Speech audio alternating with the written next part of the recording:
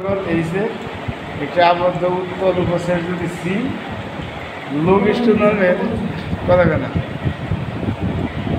লঘিষ্ঠ নর্মের একটু অনন্য ভেক্টর ধারণ করে হিলবার্ট জগৎ সংখ্যার মধ্যে তো আছে যে একটা কি সম্পূর্ণ অন্তর্গুণন জগৎ হিলবার্ট জগৎ বলে, আবার অন্তর্গুণন জগতের মধ্যে আছে যে ভেক্টর জগৎ। এই সমস্ত জগতের মধ্যে ভেক্টর থাকে, অন্তর্গুণন জগতের মধ্যে এক্স ওয়াই নেই না, দুটোই ভেক্টর। এর তো আমার ভেক্টর চিনে দিই না, বইতে দেখলে বোল্ড করে দেওয়া কোনো বইতে তেমনি থাকেও না। এখন আমাদের বলছে কি হিলবার্ট জগতের মধ্যে একটা আবদ্ধ উত্তর সেট যদি সি থাকে তাহলে সিটা লঘিষ্ঠ নর্মের একটু অনন্য ভেক্টর ধারণ করে, মানে সির মধ্যে যে ভেক্টরগুলো থাকবে তার মধ্যে একটা সবচেয়ে ছোটো হবে না, কিন্তু 10টা থাকে, 10টার মধ্যে একটা ছোটো আছে। তাই বলছে যে এই লঘিষ্ঠ নর্মের অনন্য মানে একটাই ধারণ করবে, সেই কথাটা বলছে।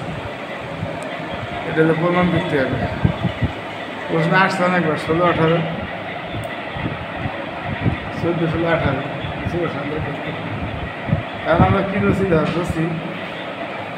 যে ডি সমান infimum norm x such that x equal to c. তার মানে সির মধ্যে একটা ভেক্টর নিয়েছি এক্স, এবং আমরা ধরছি যে সেই ভেক্টরটা নিচ্ছি যে ভেক্টরটার নর্ম সবচেয়ে ক্ষুদ্রতম। ইনফিমাম মানে কি? অর্থাৎ সির মধ্যে এমন একটা ভেক্টর এক্স নিচ্ছি যার নর্মটা ইনফিমাম মানে ক্ষুদ্রতম। কী কথা বলছি? আর এই ইনফিমাম এক্সের মান এটা আমরা ধরছি কথা বলছি না বল নাই, অর্থাৎ এক্সের যে মানটা ক্ষুদ্রতম সেই মানটাকে ধরছি আমরা ডি। ডি জায়গা থেকে অন্য কিছু ধরতে পারে, সেটা সমস্যা নেই। আচ্ছা, তাহলে আমরা দেখছি সি এর বিন্দুগুলির একটি অনুক্রম। আচ্ছা, এটা কিছু রয়েছে সেই তোমার অ্যাবস্ট্রাক্টের মতো।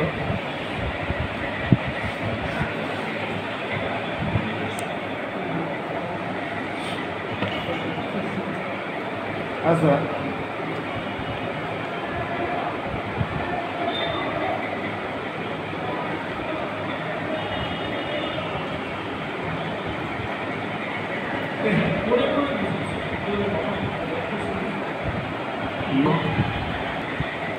এখন এই যে আমরা একটা ভেক্টর নিচ্ছি না এক্স, মানে এক্সের অনেক কাছাকাছি, মানে এই মিনিমামটা লিখছি আমরা কি ডি না?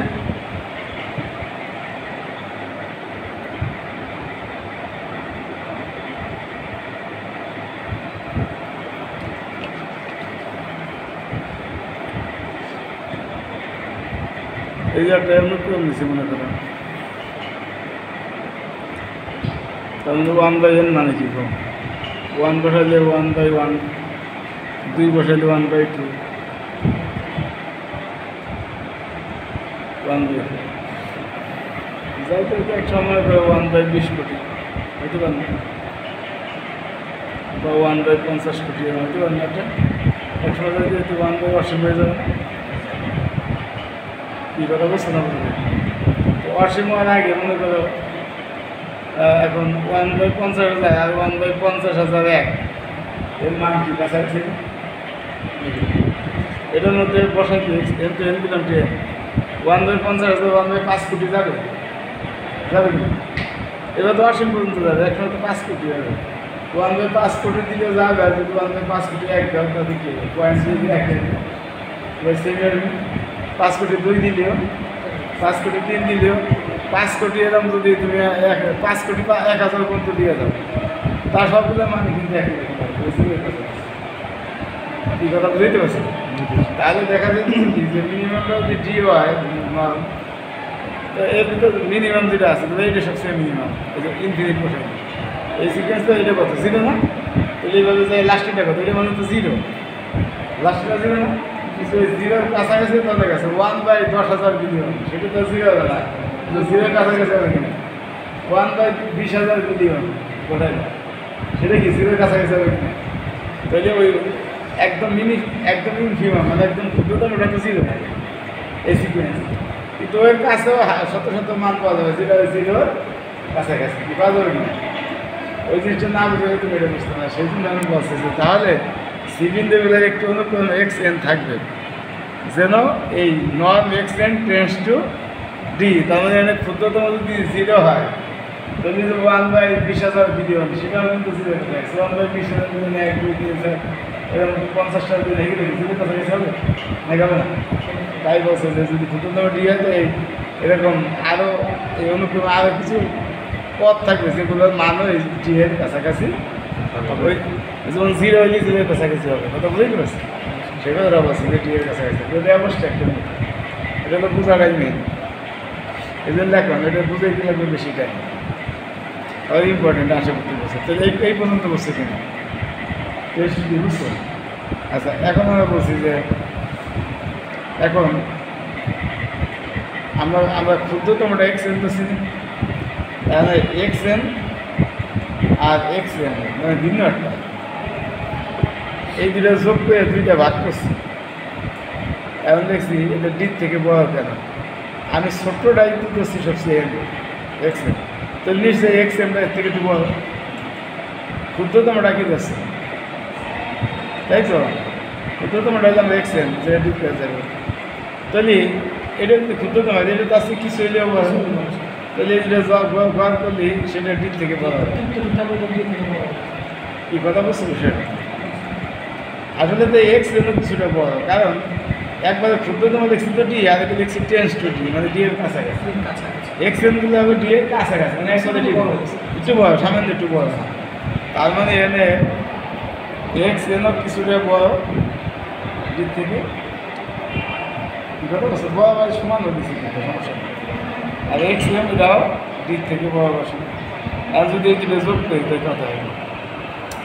এই যে চলে যায় কি লেখছে x N test x N D এর সমান অথবা সামান্য একটু বড় হবে, এক্স এবং ডি এর সমান অথবা সামান্য একটু বড় হবে, এই দুটো যোগ করলে কথা হবে x N plus X N হয়, যেটা তুমি কথা 2D, আর ডিতে ভাগ করলে কথা এক্স এন প্লাস বাই 2, যেটা দেন ঠিক আছে।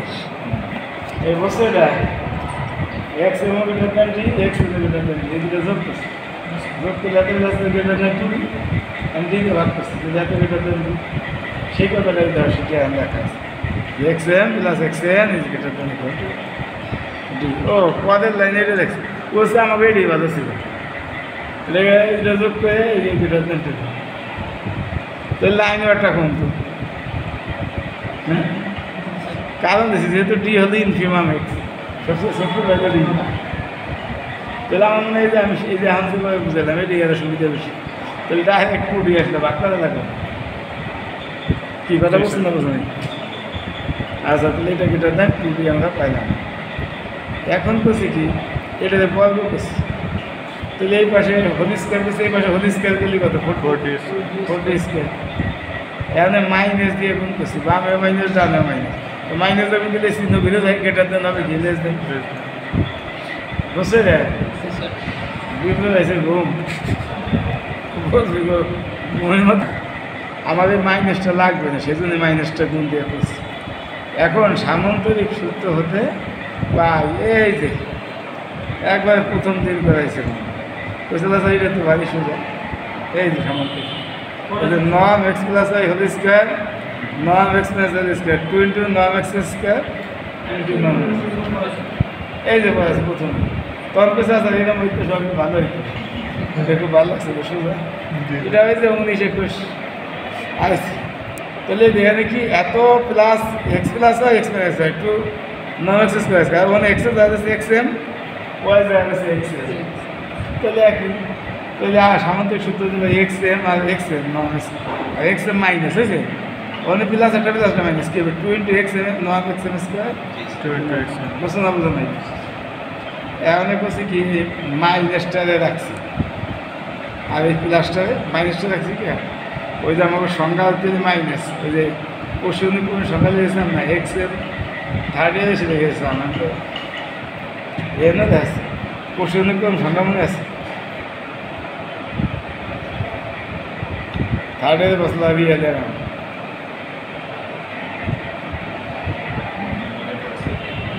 এরকম আর সীমার সিকুয়েন্সের সীমার সংখ্যা ছিল এক্স এন মাইনাস এ একই for all N is greater দেন একই শুধু এন এক্স এন আর মনে হয়। তাই রিয়েল অ্যানালাইসিস অর্থাৎ রিয়েল স্পেসে এটি, আর এখানে তো অন্তর্গুণন জগৎ, নর্ম জগৎ। নর্ম জগতে হবে একই সংখ্যা, শুধু খেয়াল করা থার্ডে বসলে এরকম, আর এই জায়গায় জিনিসটা হবে দুইটা দাগ। কেন দুইটা দাগ হবে? এখানে তো নন লিনিয়ার জগৎ, এটাকে দুইটা চিনতে পারবে, বুঝছো? সেই জন্য এই জায়গায় আগে ছিল একটা রিয়েলে বসলে একটা দাগ দিয়ে, এখন শুধু হবে তাহলে এই সংখ্যা আসতে বাম পাশে x N minus x N লাগবে না, এই x N minus x N এটা বাম পাশে লিখতে দিচ্ছেন, এটা লাগবে বাম, ডান পাশে দিচ্ছেন, এরকম লাগবে দিয়ে আমি এটা রাখছি বাম পাশে। এই জন্য যে মাইনাসটা রাখছি বাম পাশে, বুঝতে পারি? মাইনাসটা বাম পাশে লাগবে, যেটা বাম পাশে ডান পাশে, এই ডান পাশে বানাইলে আবার নিচে কথা বুঝতে পারছি। তো এই মাইনাসটা রাখলাম এই কারণে, যদি ভাবতে পারো যে স্যার বাম পাশে প্লাসটা রাখি সমস্যা, কারণ ব্যাখ্যা করতে পারছি। তো তোমরা যে আস্তে আস্তে কমতে হবে কমতে আছে, দেখা গেলো এই মাস পর আগের মাসের কমে গেল, স্যার আমি সব চলে গেছে, আর কি বলবো এখানে যা আছে এই দেখো x N greater than D দেখছিলাম, তাহলে আমি যদি এটা এরকম দিয়ে স্কোয়ার করি, এই গ্রেটার দেন ডি স্কোয়ার হবে, আবার এটা দিয়ে স্কোয়ার করি, আরে এই যে মডুলাস এক্স তো ডি থেকে বড় বছর, তাই তো? এই প্রত্যেকটা তো এক্স এমন বুঝছো? তৈলি দাও, তৈলে আমরা পাইলাম, তৈলি আমরা পেলাম যে ডি এক্স এম এর থেকে ডি স্কোয়ার, আচ্ছা তৈলি this is less than equal to, এটার থেকে আবার কী কথা এই জন্য আমরা এটার থেকে যেরকম দেখছি, ওই যে ডি বসাইছি, মিনিমামটাই তো ডি দোষী আছে, এই 2D স্কোয়ার, এটা 2D স্কোয়ার, আর এই মাইনাস এই যে মাইনাসটার মান কত? গ্রেটার দেন এত, এই যে মাইনাসটা বুঝছো? এই বসাইছি, তাহলে এই 2D আর 2D 4D আর এই 4D কাটা গেল, তাহলে গেলা মডুলাস এত লেস দেন কত? 0। তাহলে স্কোয়ার কমাই দিলে এটা লেস দেন 0, কিন্তু ওই নর্মের মান কি কখনো 0 থেকে কম হইতে পারে? এটা তো নর্ম মান তো দৈর্ঘ্য, কিন্তু আমরা জানি যে নন এক্স মাইনাস এক্স এম এটার মান শূন্যবাদ আছে বড়, তো এইটা পেলাম যে ছোটো বা 0 থেকে ছোটো ভাষণ, এটা হয়েছে বড় ভাষণ, তো 2 ও 3 থেকে কী পাই কম? এটা সমান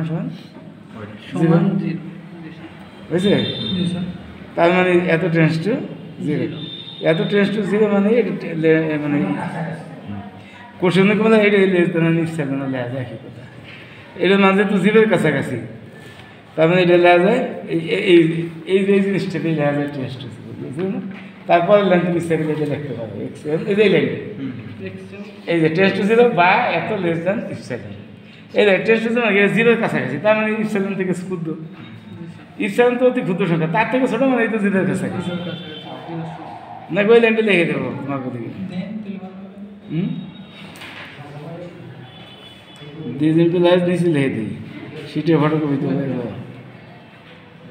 x M minus x n this is less than epsilon, না বসেই বের এই দাও 0-এর কাছাকাছি মানে কি? তাহলে ইপসাইলন তো অতি ক্ষুদ্র সংখ্যা, তার থেকে ছোটো হয়েছে, তার মানে কি এটা কি কিছুক্ষণ বলছি না কোশ্চেন কোনো সংখ্যা থার্ড ইয়ার ছিল, থার্ড ইয়ার বিএম সিট আছে, তার মানে এক্স এন হলো একটি কোষী কথা, কী কথা বুঝছো? আচ্ছা এটা আবার না মনে করি যে এরকম এইদিকে দাঁড়িয়ে দিলাম, হ্যাঁ আচ্ছা, তার মানে কোষী অনুক্রম। এখন যেহেতু এই যে একটি হিলবার্ট জগৎ, হিলবার্ট জগৎ কাকে কয় দেখি মনে আছে কা? এটা তো কয়েকদিন আলোচনা করছি এবং আমি কয়েক প্রকার বলছি, তাই কি বলছি? যেহেতু এই যে একটি হিলবার্ট জগৎ, সেহেতু এই সম্পূর্ণ কী কথা বলছো? আচ্ছা তাহলে এখন এইটা যদি সম্পূর্ণ হয়েছে আর কি হয়েছে? কোষী অনুক্রম হয়েছে, তাহলে আমাদের কী হবে? দেখছেন দুই কাজ মনে আছে। আমি বলছি যদি সম্পূর্ণ হয় আর কোষীয় অনুক্রম হয় সেটা কি হবে? অভিসারী কইছিলাম না, তিনটা কথা, দুইটা হইলে আর একটা ঘটবে কইছিলাম। একটা কইছিলাম হিলবার্ট জগৎ, না একটা কইছিলাম সম্পূর্ণ জগৎ, সম্পূর্ণ আর কোষীয় অনুক্রম আর অভিসারী, এই তিনটা যে কোনো দুইটা ঘটলে আর একটা ঘটতে পারতে বলছিলাম। বুঝলে যাচ্ছে সব কি কইছিলাম যে তিনটা কথা কি কি? সম্পূর্ণ, কোষীয় অনুক্রম, তোমাকে এটা বলছিলাম যে যে জগতের মধ্যে কোষীয় অনুক্রম অভিষেকই হয় সেই জগৎকে তিনটা কথা বলছিলাম। তাহলে এই দেখেন কয়টা কথা পাওয়া গেছে? একটা হলো সম্পূর্ণ হয়েছে, আর একটা হয়েছে কোষীয় অনুক্রম হয়েছে। তাহলে আমি বাকি থাকি অভিষেক, তাহলে অবশ্যই এই এইচের মধ্যে এই অনুক্রমটা অভিষেকই হবে। তাই লিখছি সেহেতু এই যে সুতরাং কোষীয় অনুক্রম এক্সএন সি এর মধ্যে, মানে এই কমা কিন্তু এই সি এর মধ্যে না অভিসারী হবে, সেটা তো কইতে হবে। ওই যে সি এর কোনো একটি বিন্দু এক্সে অভিসারী হবে, প্রথমে অভিসারী হবে করে নিলে ভালো হয়। এর আগে একটা কথা বলে নেবে, সুতরাং এক্স এর অনুক্রমটা সি জগতের মধ্যে অভিসারী হবে। সি এর মধ্যে যেহেতু অভিসারী হবে, নয় সি এর একটা বিন্দুতে অভিসারী দিয়ে যায় না। দেখি এই যে চিহ্নটা, এটা কিন্তু অভিসারী, অর্থাৎ x n converges to x in c. এই সি এর কোনো একটা বিন্দু এক্স বিন্দুতে অভিসারী হবে, তার মানে x n converges to x. তো এক্স বিন্দুতে অভিসারী যদি হয়, এটি really has a limit intercept x n সমান সমান এক্স। এই এক্স এন এটা কিন্তু বলতে হবে কনভার্জেস টু এক্স, অথবা তুমি টেন্স টু যদি মনে করো, এটা হলো কনভার্জেস টু এক্স, মানে এক্স বিন্দুতে অভিসারী হবে। অভিসারী হবে মানে এক্স এর মান, এক্স এর মানগুলো এক্সের কাছাকাছি হবে, বুঝছো? তার মানে limit intercept infinite x n সমান এক্স লেখা যাবে। এখন যে লেখছে যাতে নর্ম এক্স সমান কত হবে, নর্ম এক্স সমান সমান এক্সের মান কত? এক্সের মানে এই পুরোটা না, এই পুরোটা বসাইছে। এখন লিমিট বাইরে আনছে এক্স এন, এক্স এর মান আবার কত? ডি। কী কথা বলছো ভাই? এই যে নর্ম এক্স এন সমান সমান যে ডি, এই যে টেন্স টু জি, তুলে গেল এক্স এন ডি। আচ্ছা, তাহলেই দেখো, সুতরাং এক্স বিলং টু সি হলো ডি আচ্ছা হলো লঘিষ্ঠ নর্মের একটি ব্যক্তি। লঘিষ্ঠ নর্ম মানে এই নর্মটা এই যে ডি, তাই বলছে যে ডি হলো ডি লঘিষ্ঠ নর্মের একটি ভেক্টর। এই ডি দিতে পারে না দিতে পারে, তাই বলছে। কথা বলছো লঘিষ্ঠ নর্মের একটি ভেক্টর, যে লঘিষ্ঠ নর্মটা হলো ডি। তাহলে আমাদের প্রশ্ন প্রথম অংশ প্রমাণ শেষ। পরে আবার বলছে কি একটা অনন্য ভেক্টর ধারণ করে, তার মানে ওই যে লঘিষ্ঠ নর্মের ভেক্টর কয়টা থাকবে? একটা থাকবে, সেটা প্রমাণ করতে গেছে, তাই যে লিখছে অনন্যতা। এখন দেখছি যে সম্ভবত তাহলে আর একটা আছে এক্স ওয়ান, মানে এই যে আমরা যে এক্স প্রমাণ করলাম, ধরলাম যে সি এর মধ্যে অপর আর একটা ভেক্টর আছে এক্স ওয়ান, যেন নর্ম এক্স ওয়ান সমান সমান ডি। ওই যে এন তো নর্ম এক্স সমান ডি ছিল, কী কথা বলছো? এবার তো নর্ম এক্স ওয়ান হতো ডি, তাহলে এক্স ওয়ান সির মধ্যে আছে, তাহলে এই যে ঠিক আছে আগের মতো, এই যে এক্স ওয়ান এটা যোগ করলে টু ডির থেকে বলা হবে না, এই যে x n by two greater than d, ওই তাই আর কি। এন এক্স ওয়ান টু এটা সির মধ্যে থাকবে, তার মানে যে এটা মডুলাস এটা গ্রেটার দেন ডি, মডুলাস দেওয়া নয় তো এটা গ্রেটার দেন ডি। পরে হাফ বাইরে নিয়ে আসছে, মানে এটা গ্রেটার দেন ডি, তার মানে নর্ম এটা গ্রেটার দেন টু ডি, তার মানে যে এইটুকু। এইগুলো আবার করছে, এই যে নর্ম এটা গ্রেটার দেন, কথা বলছি? এই যে জাস্ট আগে যে কাজ করছে সেটাই খেলে এক্স ওয়ান আর এক্স টু দিয়ে এক্স এম তো মানে এক্স আর এক্স ওয়ান, আর কিছু না। তারপরে যে একই নিয়ম, এই যে সেই সামন্তিক সূত্রতে পাই যে প্লাস মাইনাস সমান এত, আর মাইনাসটা বামে দিয়ে এই যে প্লাসটা ডানে নেব, ঠিক আগের মতোই দাও। আর এই যে এটা ডি স্কোয়ার, এটা ডি টু ডি স্কোয়ার, এটা ফোর ডি স্কোয়ার, আগের মতো, এই যে আগের মতো, দেখছো? কিন্তু আমরা জানি এটা গেটার দেন যত এটা সমান এটা, তার মানে এক্স ওয়ান এক্স টু ছিল, তার মানে এক্স ওয়ান সমান এক্স, বুঝছে? তো এই দুটো সমান, আমরা ধরলাম যে ভিন্ন একটা এক্স ওয়ান, সেই ভিন্নটা এক্সের সমান হয়ে গেছে, তার মানে লঘিষ্ঠ নামের ভেক্টর অনন্য।